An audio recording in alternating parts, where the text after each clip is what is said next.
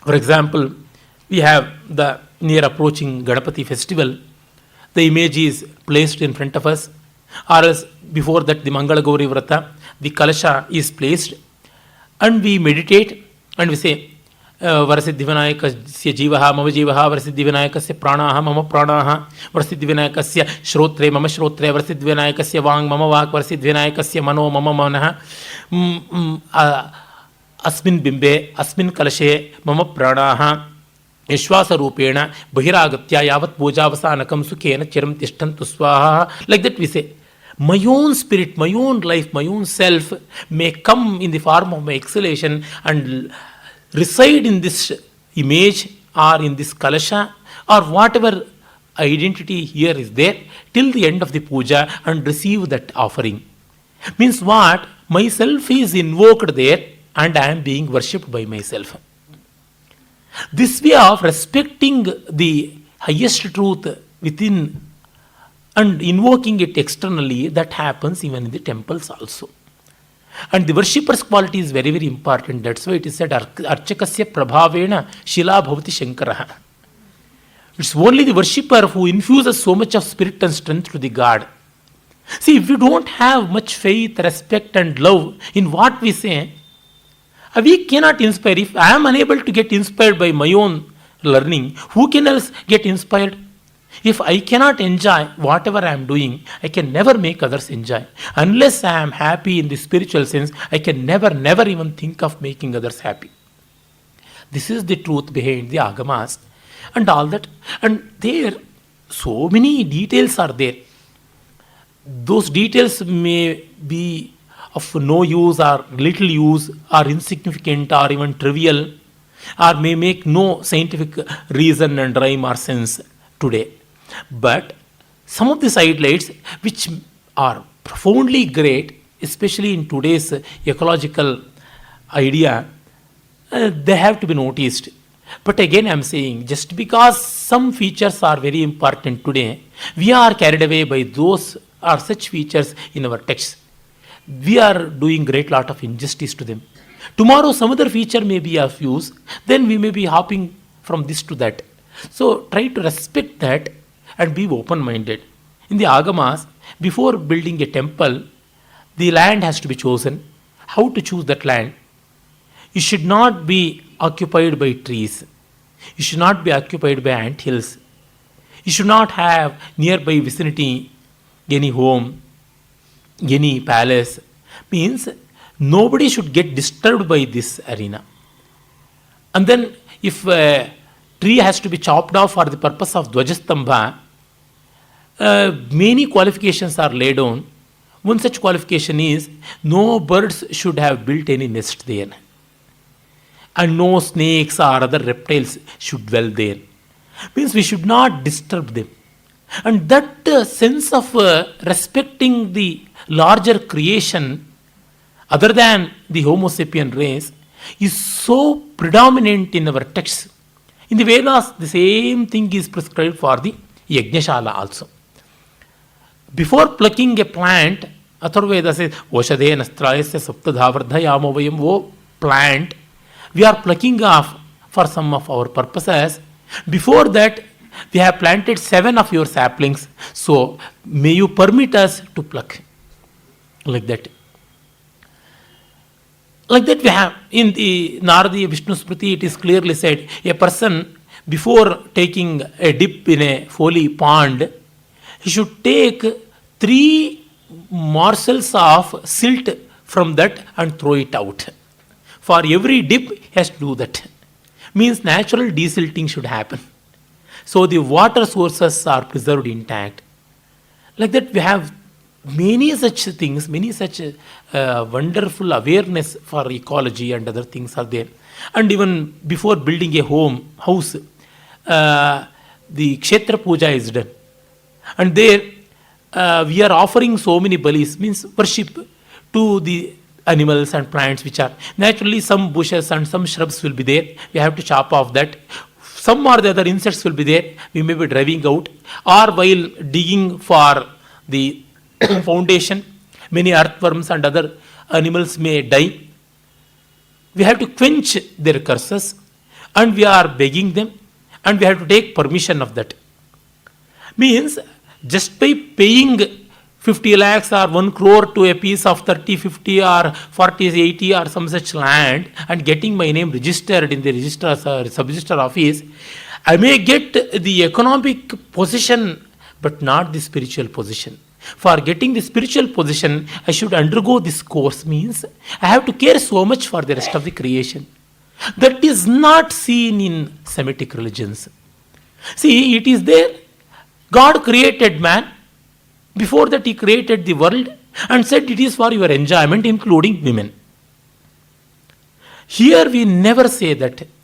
The whole creation is expression of God. And if at all we are violating the limitation, with great lot of difficulty we are doing. And this itself should become the right juncture to point out the Pancha Mahayajnas which every householder should practice. Violence is part of life. Violence is an inseparable aspect of creation. One is becoming the food of the other. Food is Anna and the consumer is Annada. Consummate is Anna, Annada Vyavastha, that is consumer-consummate order is there, is always there. We cannot ignore that. So when we are product of that system, we cannot overcome that. Only thing is, at the most, we may reduce it and we may have an apologetic view on that. We may develop guilt in our hearts and try to do whatever little justice possible from our end. This is how we have to realize the features. This is Annada Vyavastha called Agni Shomiya Mandala in the Vedas and in the other texts like Yoga Vasishtha. Agni is Annada, the consumer, and Soma is the consummate, that is Anna.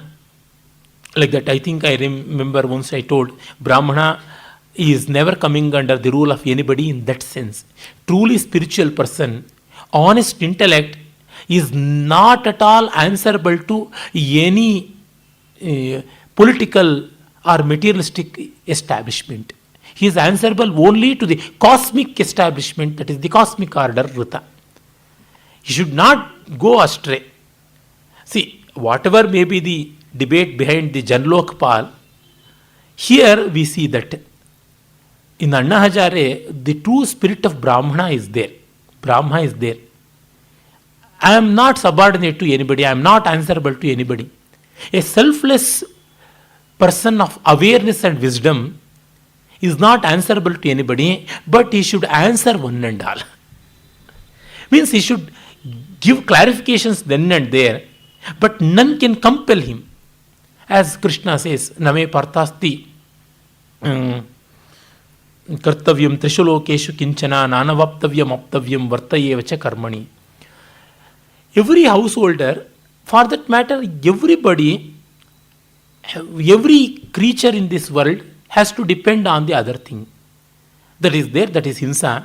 But human beings, they have values. While the rest of the world, the creation, it has only instincts. Animals and other things, they work on instincts. They have only Chodana. But we have Dharma. That is the value. Artha. Purusharthas. And because of the value, we change our practices. See, the first crow which came on this planet built its nest in one manner, and even today it is building in the same way. It has never consulted any architect. It will go on with that. It will never change. But we have, starting from the caves, we have built so many. So when we have a way of changing, when we have a way of modifying and adopting and other things, we have to care so much and we are answerable. This way of self-control and self-assessment and analysis and correction is seen in the spirit of Panchamaha Yajnas. It is said every home is a slaughterhouse in 5 manners, 5 ways. In the cooking place, that is the fireplace, and in the grinding place, pounding place, watering place, and cleaning place. We use so many sprays and other things to kill so many insects and other pests. There we have one Sunagraha. Sunagraha means slaughterhouse. The other one is purification of water. We use so many disinfectants and other things. And then pounding and the rice and other things means for production of grains and other things we use so much of violence and so much of hinsa going on. And even the creation, that is the vegetarian food or non-vegetarian food, whatever, it's all violation, product of violence. Then crushing it, grinding it, and then cooking it. We are burning the firewood. And for the sake of biofuel or whatever fuel, we are deforesting so much and we are creating so much of violence in the existence. So totally all are reduced to 5 or 50 or 5,000. We have violence. For this, because we can't wipe off it, we have to practice 5 yagas. That is Brahma Yajna, Deva Yajna, Rishi Yajna, Pitri Yajna, Bhuta Yajna and Manushya Yajna.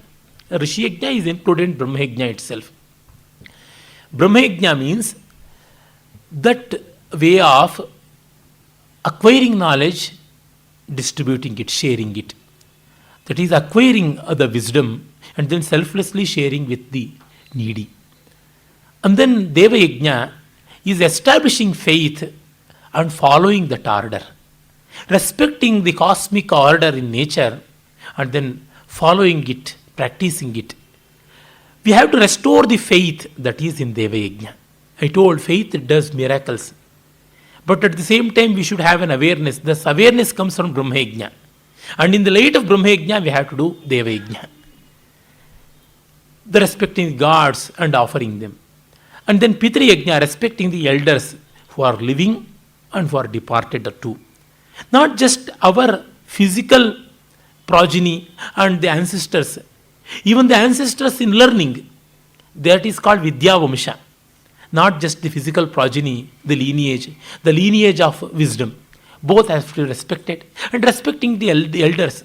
All our duties towards senior citizens, everything that is taken care of in that. And then we have the Manushya Yajna. Respecting the fellow human beings and trying to respond positively for their needs and difficulties. And then respecting the rest of the creation and then trying to restore that is Bhuta Yajna. So these 5 yajnas have to be performed by one and all.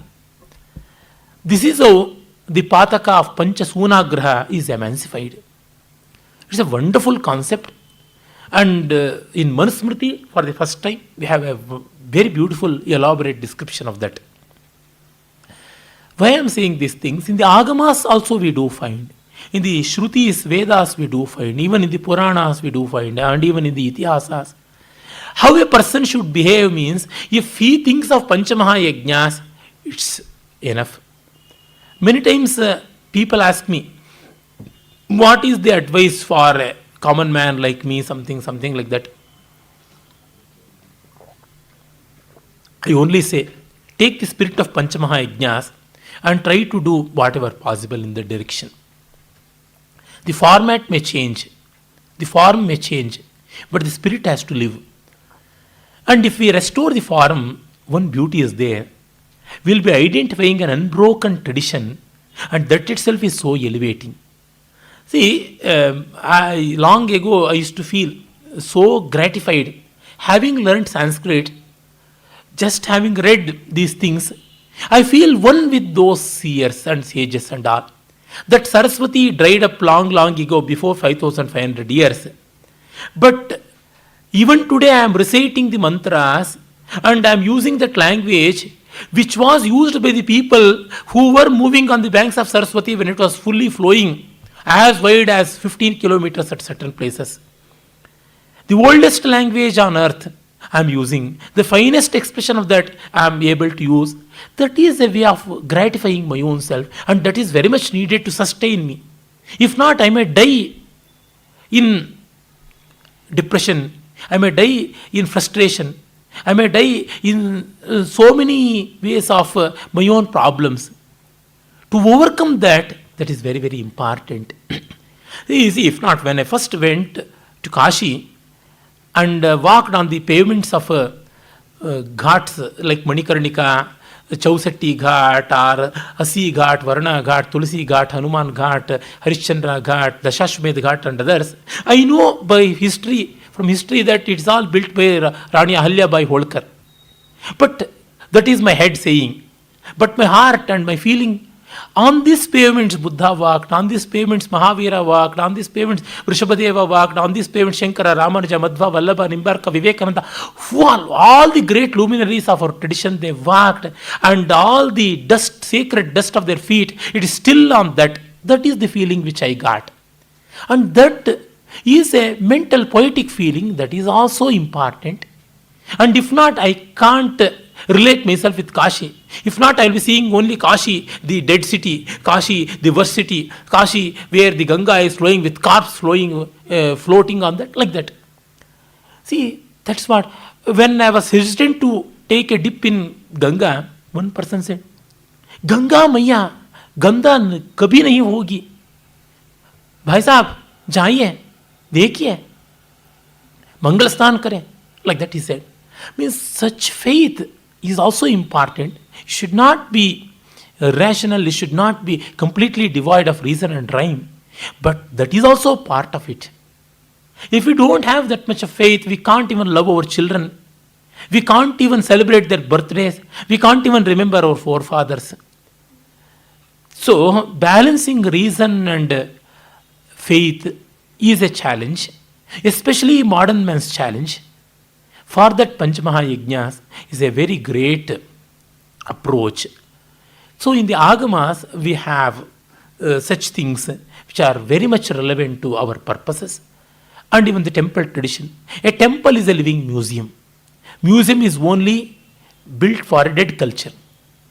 Zoo is only for an artificial compulsion, artificial enclave for animals. They are not natural. But in temple, so many things they happen in reality. It's not of a past thing.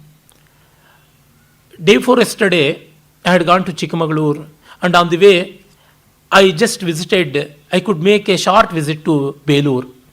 I came to know that now Annadana has started there every day. More than 1,000 people every day, they have food there, food offered free of cost. And all the Vyavastha is made for that. And I could know from the local people that the temple festivals are very well performed. I was very happy because generally the tourist sites, especially the archaeological sites, and they are very well restored by the Archaeological Survey of India. They are beautiful, neat, clean, but no God, no worship, nothing. I get pained. There are no more living temples. You just see, except the Virupaksha temple in Hampi, no other temple is a living temple. Only few temples like Yantrodhara and Rama and others, all are no more living. And even Halebid is no more living temple. Like that, there are hundreds and hundreds. But Belur temple is a living temple. I got so much of satisfaction.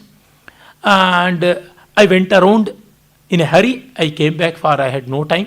I had seen many times. I again wish to go once again and watch every details even once more and enjoy that with my friends.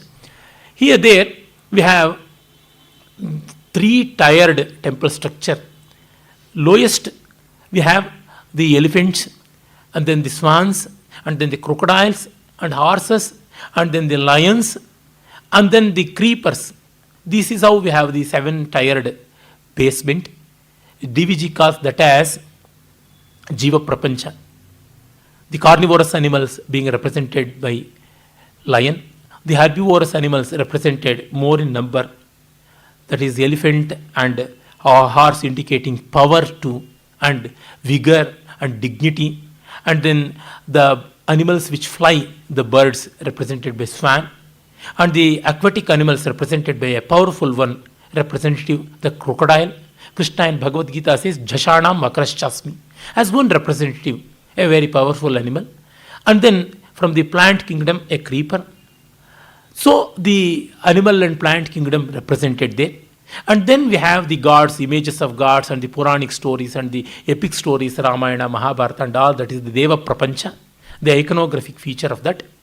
And then above that we have the beautiful Madanikas, the dancing girls, the Apsaras or Salabhanjikas or Surasundaris or whatever you call, all are there beautifully. The Mukur Mugdha, the lady with the mirror, or the Gana Jivana, the girl singing, or the Nagaveena Dharini, a lady playing lute, and then Murali Mugdhe, a one playing flute, and Leela Nishadi, a huntress. Like that, we have more than 60 Madanikas there. That is the Bhava Prapancha. All are very important. The Jiva Prapancha, the realistic one, the Deva Prapancha, the world of belief, and the Bhava Prapancha, that's our feelings. Bhava Prapancha is Anubhava. Jiva Prapancha is, that is experience, value, and Jiva Prapancha is information, fact, and then the Deva Prapancha is belief. We have three things: fact, belief, and experience. All are represented. Like that, the whole world is in miniature in a temple. Like that we go on. And then every temple used to be so. And every temple used to have a pleasure garden called Sringara Udyana. And from there flowers and fruits used to come there. And every temple used to have devoted servants working for that. They used to get lands for that. They used to work on so many arts, so many sciences and so many crafts. They used to live on that. And we have traditions like Gramashrita Alaya and Alayashrita Grama. A temple dependent on a village, or a whole city or village depending on a temple. For example, a temple structure complex like Tirupati and Tirumala is feeding the whole Royal Simha and even many more places.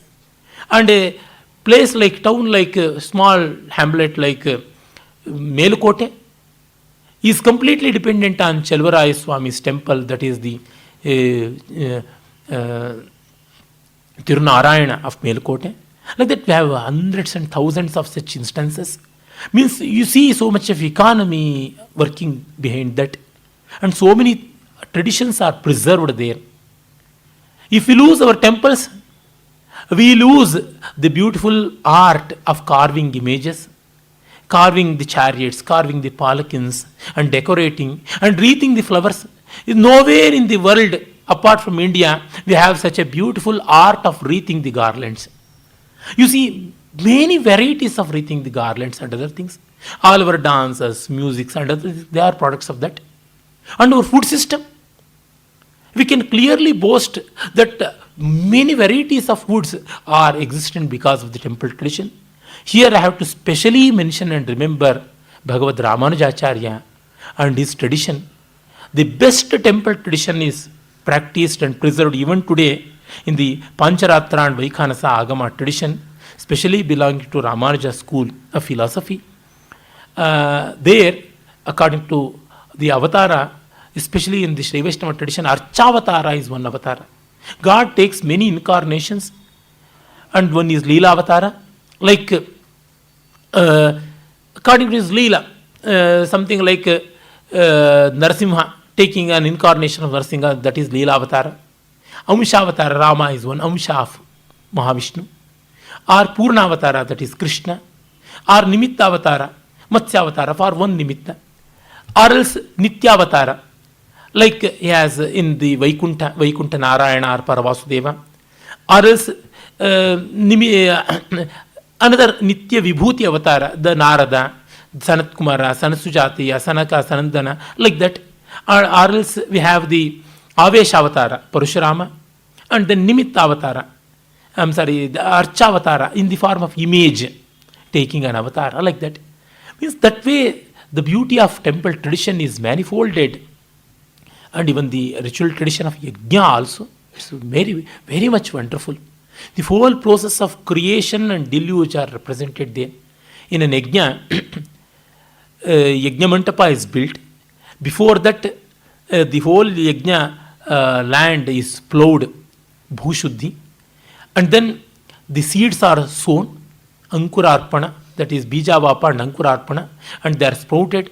And even in temple tradition, when we have the Tirunal, as we call Brahma Utsava festival, and even in any household ritual also, we may remember, in villages even today it's practiced, seeds are sown and they are germinated, and that is taken, Ankuras. It is creation. the progeny, the genesis is very, very important feature. And from the anthropological view, we can support that. But the wonder is the creation. And then the whole yajna goes on. Everybody come there. The creation is sustained. And then last, all the utensils and other things are thrown into water. And even the priests, the ritviks, they plunge into water, indicating deluge. And that is called avabhrita. And the last Homa is done in the waters itself. Avabhruteshti. Like that. And before practice of any yajna, the Yajamana comes. I think I had told once that he should be deathless. He should be anrana. Like that I had told. And then the Ritviks come. And then they work together. Then they will be having different names. All that I told already. But there, if the Ritviks among themselves, if they had any difference of opinion and fights, they pledge that till the end of the sacrifice, we will all be friends and we work together. And that is a beautiful indication in the Vaidika yagas, Shrauta yagas. And for that we have a special Ishti itself. The name is very beautiful. Now I am not getting that name. Then at the end of the yaga, when once the yaga is over, we shall come back to our reservations like that.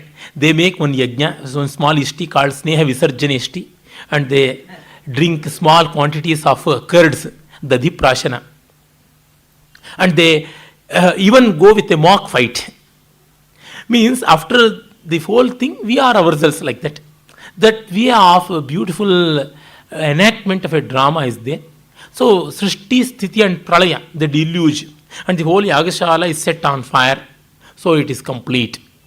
And again, we go on with that. And even in the temples also, we have started from Ankurarpana, Dhvajarohana, and then the whole 8 days or 10 days of Brahmotsava. And at the end, Avabhrita Snana, taking the god and other things. Along with that, they go to the temple pond, Pushkarni, and then they plunge there, and that is called Avabhrita.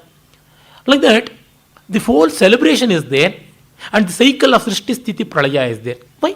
You just take the Ganesha festival itself as an example. In the Upanishads, it is said how creation came. From the Pranava, we have the Akasha, the space, and from there came the wind, Vayu, and from there came the fire, and from there is the water, and from earth, Agnyarapaha, Adbhya Prithvi, Prithvi Avoshadhiha, Voshadhibhyo Annam, like that. And from the earth came the plants, and from the plants the animals and man, like that. So, from the waters of the lake, we take out the clay. From water, clay, earth. That is how Adbhya Prithvi, Ganapati is done. And it is taken and worshipped, and again it is immersed, drowned.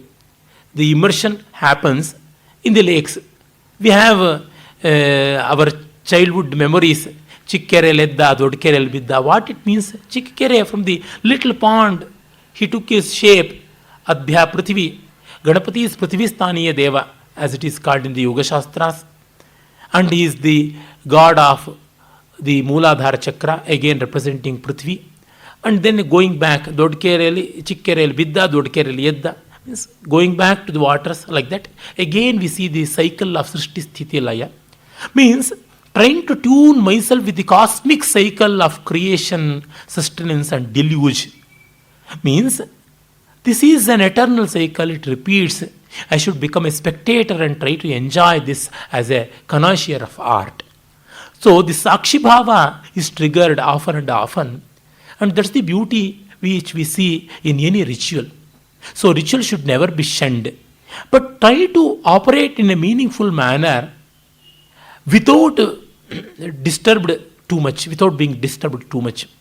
Many times the rituals become a great agony and suffering for unable to understand the meaning of it and trying to be just letter oriented. If you take the spirit and do some essential things and having kept some space, lung space for enjoyment, it can all be made wonderful. These are some of the features found in the Agamas. Each topic is so big and so vast and so deep and so variegated Not one lecture, not even one session, one lifespan is not sufficient to completely cull out. I'm only giving hints here and there. Now, I shall go back to the whole scheme of 18 Vidyasthanas, because since yesterday and even before that, in the last meeting, I started the Ashtadasha Vidyasthanas, and some amount of detailing then and there I gave. Something I didn't give, for example, Vedas. I never gave any details of the Vedas. A few details may be needed. I know it is a very, very futile task to give any detail, which is almost impossible, but try to do some justice so that an approach is given. I told about the four Vedas and the four parts in every Veda, the Samhita, Brahmana, Aranyaka, the four parts, and Rig, Yajus, Sama, Atharva, the four Vedas. And I told about the nature of Rig, Yajus, and Saman, the Gadya, Padya, and Gitatmakata. And also, hymns are essentially devotion oriented. Naturally, praise means glorifying, eulogizing a personality can be manifolded, but wisdom cannot be.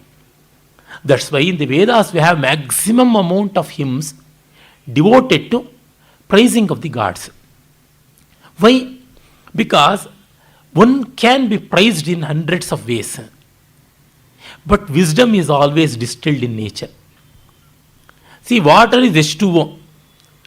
You cannot say in other way, but we use water for so many things, you can say, and that's why we are indebted to water like that. Picking out every use of water and saying we are grateful to you, it can be told in thousands of ways. Like that, appreciation can be done in thousands of ways, but distilled understanding is only in a limited manner as far as the quantity goes.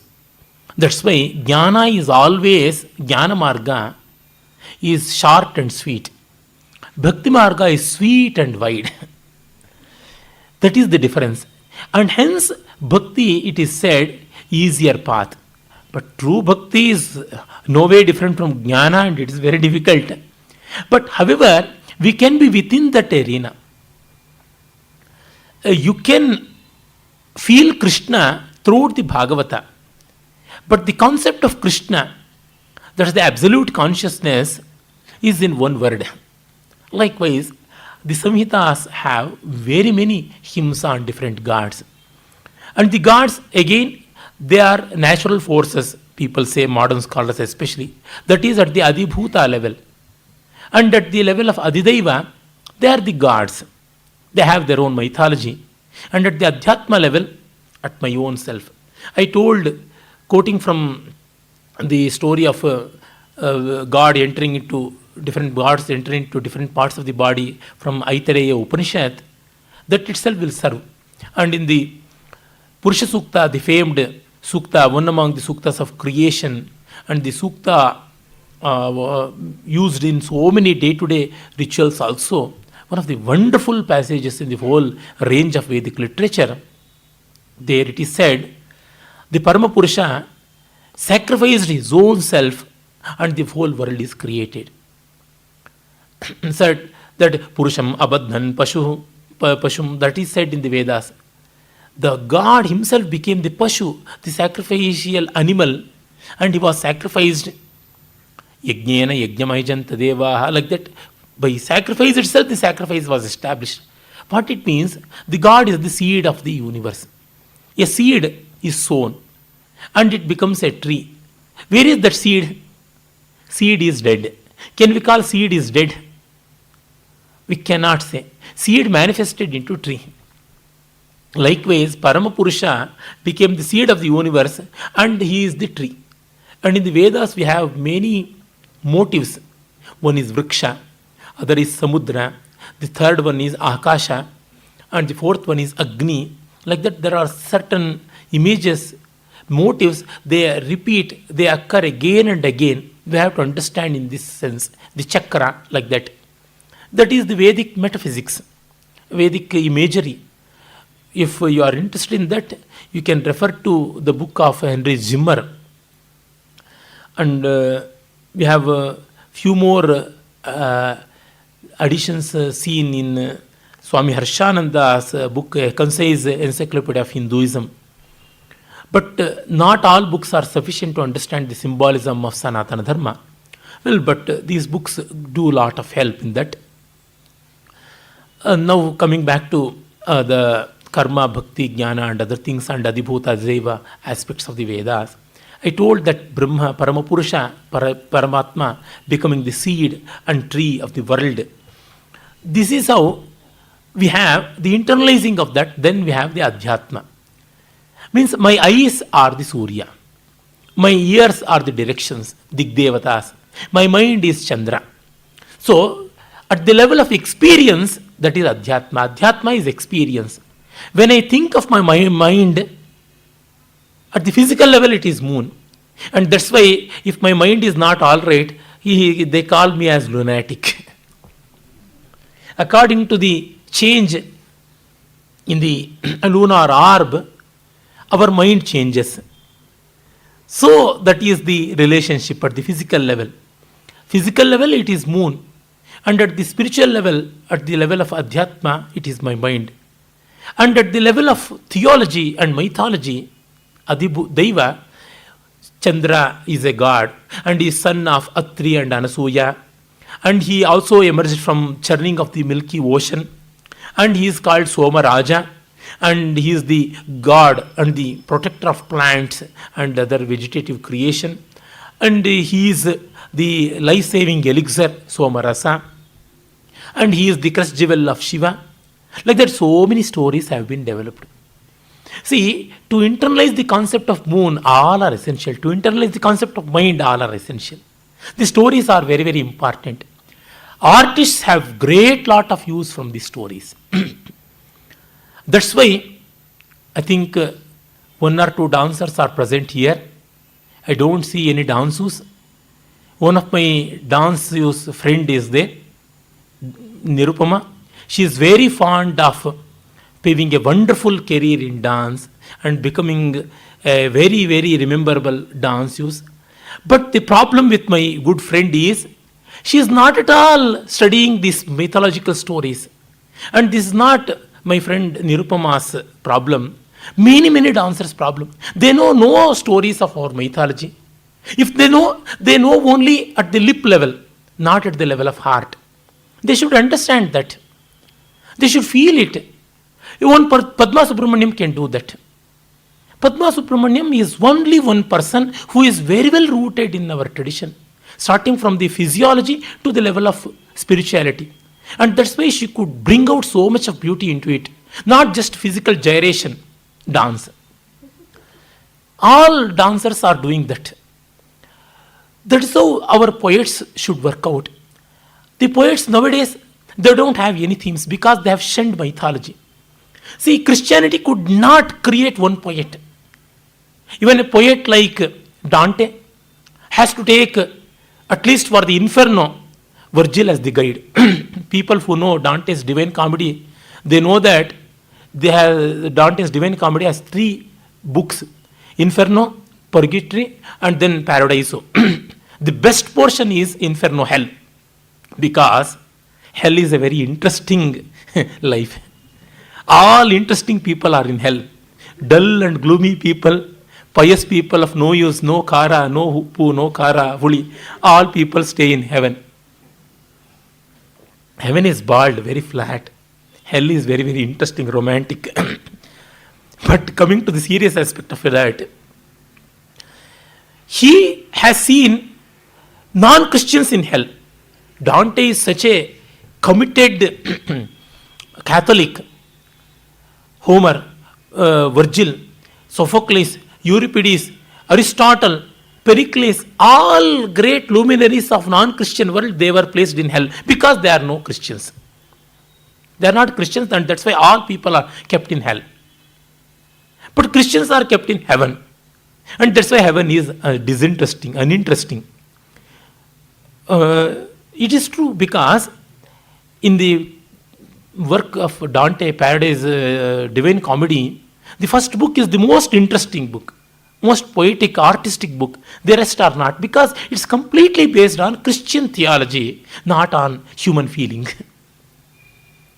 Christianity could not give, because its mythology is very, very insignificant, and it cannot take any liberty in mythology. See, we can take so much of liberty. Any canonical religion cannot allow people to take liberty in mythology. That's why you see, a Dvaitic mind, sorry if I am hurting anybody, a true Dvaitic mind means a hardcore prescriptive religion, not in the sense of Madhvacharya's Dvaita, but it is also included. It can't create art. Because in art we have to uplift something, we have to lower something, all these things. Utkarsha and Apakarsha is very, very essential. See, I remember one scholar of Dvaita, he said Kalidasa is Kukavi. Kalidasa is a very bad poet, because Kalidasa has blamed Narayana Rishi as Vedabhyasa Jada. Kalidasa in Vikramarshi is saying, Pururava is enamored by the beauty of the celestial nymph Urvashi and says, that wretched Brahma, the old man, always indulged in reading the Vedas, could not create such a wonderful lady. Only Lord of Love, Manmatha, or the Lord of Night, Moon, or the Lord of Spring Season, Vasanta, could create such a beauty, and not that Vedabhyasa Jada. It's making a poetic fancy, not blaming Brahma, or not blaming Narayana Rishi. Narayana Rishi, he created by slapping on his thigh Urvashi, that is the Puranic story. But that particular scholar, Prabhanjanacharya, is so canonical, he can't appreciate the poetry of Kalidasa. He can only adhere to the canonical rules of Madhvacharya and the Purana. So, a prescriptive religion cannot create art. Islam, has it produced any great poet? Islam, has it produced any great painter? Christianity, you just see medieval Christian art, it's so boring. Only after Renaissance they shifted. No beautiful sculpture, because any prescriptive religion, for that matter, you just take Veerashaiva religion. It's very prescriptive in spite of all that philosophy, and that's why it could not create any temple. Stavara Kalivuntu, Jangama Kalivella, they shunned temple culture. But they built mutts. Another brick and mortar institution. See, Hinayana Buddhism, it could never grow because it could never create mythology. And Mahayana created that. And Jains, in spite of all Tirthankaras, they brought all the Yakshas and Yakshis. So also the Buddhists, all the Hindu gods and goddesses, they became Yakshas and Yakshis, assisting the Jain Tirthankaras and Buddhist Bodhisattvas. This is needed, and we have to take liberty. If not, art cannot be generated. This is also very, very important. Why I am saying all these things? The mythological dimension at the light of spirituality is very, very essential for an artist. And modern days, what has happened? The communists, they don't appreciate religion. And that's why communism has not produced any great art. In word, or in matter, or in music. Nothing it has produced. Because communism is also Christianity without Christ, or Islam without Allah. Like that, you just see, to become poet, one has to be rooted well in humanism, human feelings, not just humanism of the materialistic interpretation. So, in the Vedas, we have maximum allocation for the gods because it should become raw material for art, raw material for human feeling. And that is seen very beautifully here. And see how the people become mean. I shall give one more example. Kalidasa in his Raghuvamsha has given one beautiful instance where Dilipa will be protecting cow. And then the cow wanted to test, the divine cow Nandini wanted to test his commitment to protection. So it creates an illusion that a lion will be coming and it will be bouncing on the cow and it's about to be killed. Then Dilipa himself comes, you please kill me. Before that, he makes all attempts in vain, futile attempts to kill by shooting an arrow the lion. Then the lion says, Alam mahipala tavashramena pratyuktam apyastramito vrthasyat na padaponmulana shaktiramhaha shilochaye murchati maratasya. O king, enough of all your futile efforts to kill me. A wild wind may be capable enough of derooting a tree, but it becomes a miserable failure in front of a mountain. Wind will be of no use. Vadiraja, coming from the lineage of Madhvacharya, he writes a beautiful poem called Tirtha Prabandha. And while describing Ramasetu, he says, it is said by Kalidasa that wind cannot do anything on a mountain. That is an idiot's word. Because our Vayu, Madhvacharya's Purva Avatara, is so capable that his Avatara Hanuman could pull out the mountains and build this Ramasetu. It's a beautiful expression. But behind that, our Madhvacharya Vayu's Avatara should never be questioned. Kalidasa saying that wind cannot do anything against a mountain is against the tenet of Madhva philosophy. Like that, the poet Vadiraja takes. Means, when we become addicted to and become slaves to religion, we can't create art. At the same time, if we shun religion, we can't create art. This balance should be taken care of. See, once it so happened, I was asked to perform Avadhan. Many times it has happened in Sringeri. The condition was all poems should be on Shankara. See, can Shankara dance with girls to bring out Sringara? Can Shankara fight against people with sword and shield? Veera? Not possible. Means with Shankara, what beautiful poetry can be written? I have immense respect for Shankara or Madhva or whosoever. But what they cannot be done, taking them as subjects, how I can write beautiful poem? It's impossible.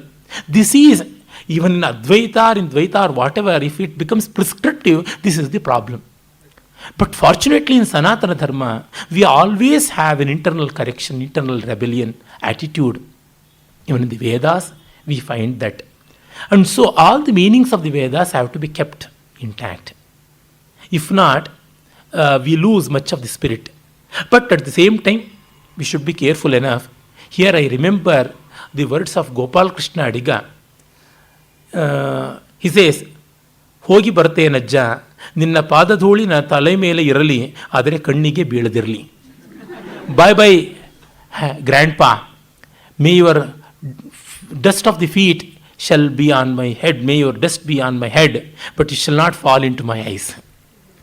This is how we should always have a safer distance with beliefs. But we should believe.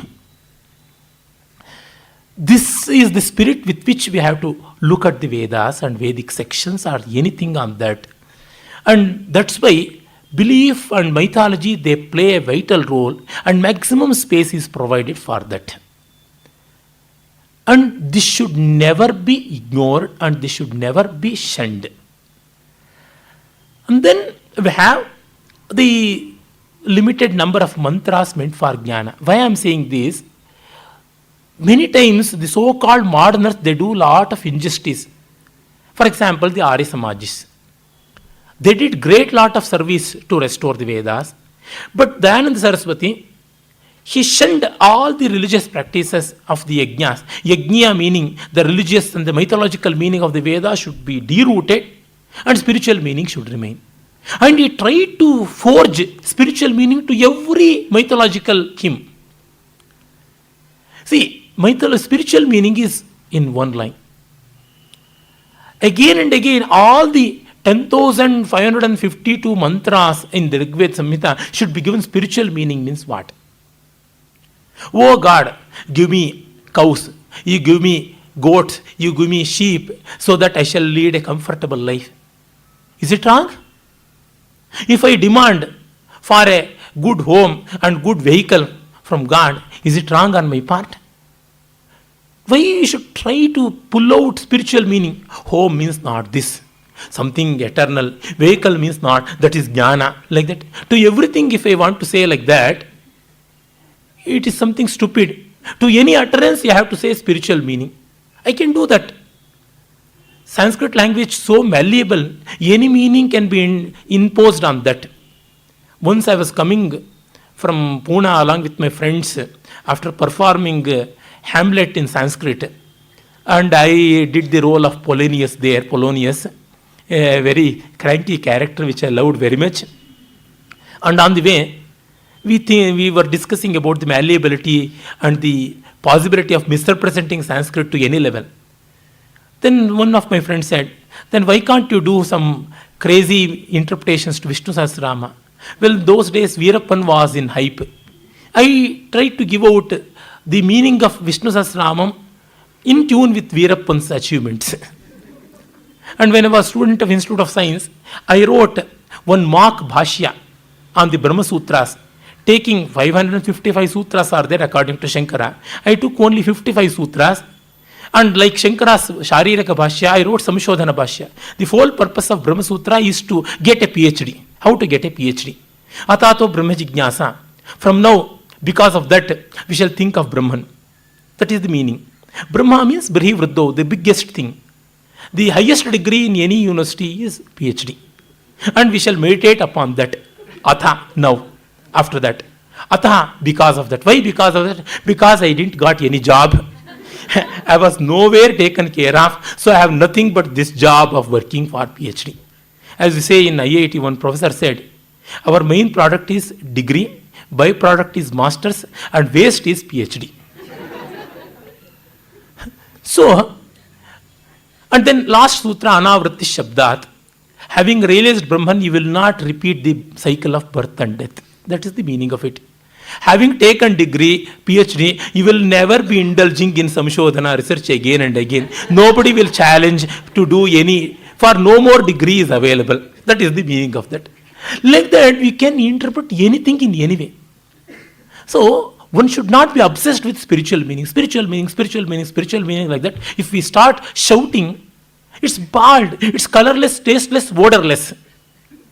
Distilled water means distilled water, no more thing. But colored water, tasty water, fragrant water can be in billions of ways, is it not? That's why no obsession, ekamulika prayoga, one medicines to all diseases means it is death.